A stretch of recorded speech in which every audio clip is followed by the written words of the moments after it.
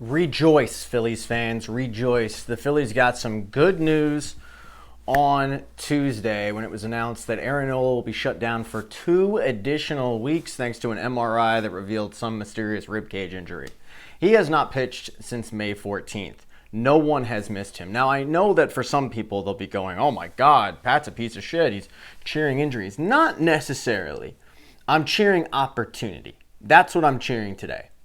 Because the fact is that, and for those that might be unaware, if Aaron Nola does not have a hater on this planet, then I am not breathing.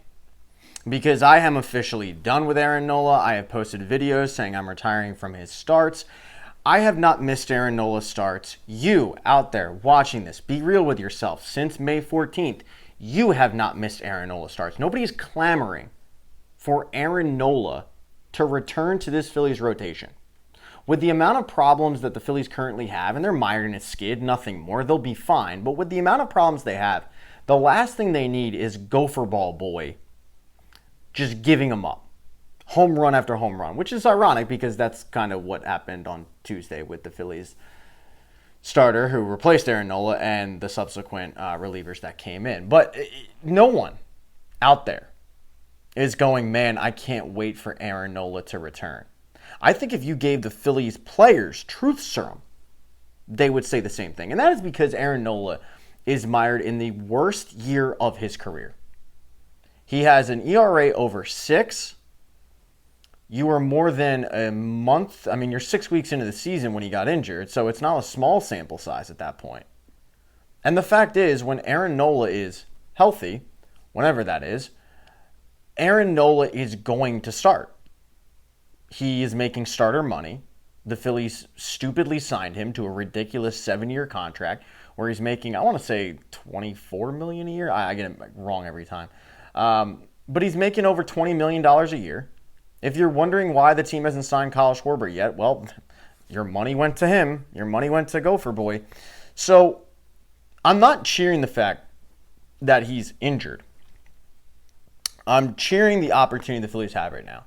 Because what we saw on Tuesday was Mick Abel go out there and have his first minor struggle of his young career. Because in the first 2 starts of his career, he was great.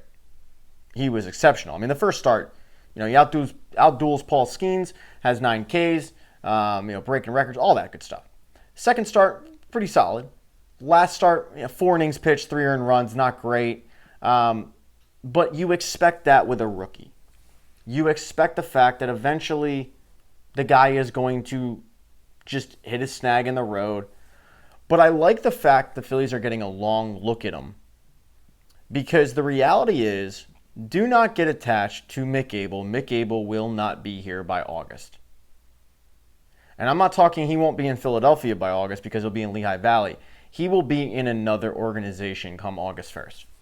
I firmly believe this. And I've been saying it for a while.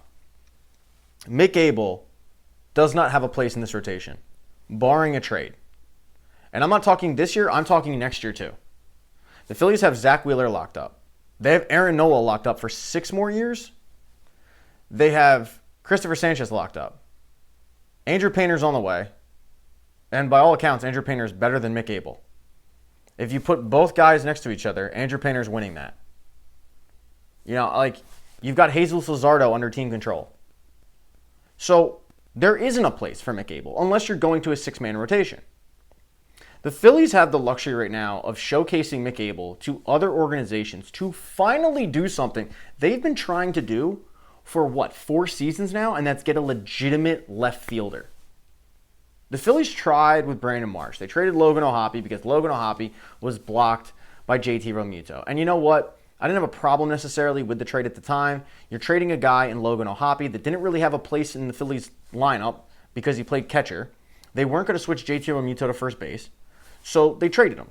It's very similar to what the Phillies did when in 2008 they traded Adrian Cardenas, who was the number 2 ranked prospect at the time, to Oakland for Joe Blanton. They had no place for Adrian Cardenas. He played second base. He played shortstop.